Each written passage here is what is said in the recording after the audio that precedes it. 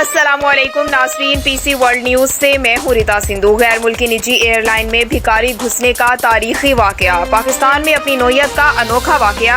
हमारे bureau chief Karachi Aurangzeb Ali की तफसीलात के मुताबिक कराची जिनाह इंटरनेशनल एयरपोर्ट पर एक गैर मुल्की एयरलाइन के जहाज में भिखारी घुस गया। फ्लाइट TJ 507 गुज़श्ता रोज कराची से बैंकॉक जा रही थी। एयर होस्टेस भिखारी को समझाने की कोशिश करती रही। एक बार फिर आपको बताते चलें, गैर मुल्की निजी एयरलाइन में भिखारी घुसने का तारीखी वाकया, पाकिस्तान में अपनी नौयत का अनोखा वाकया।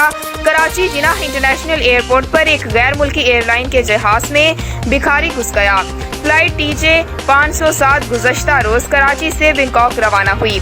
एयर होस्टेस भिखारी को समझाने की कोशिश करती रही।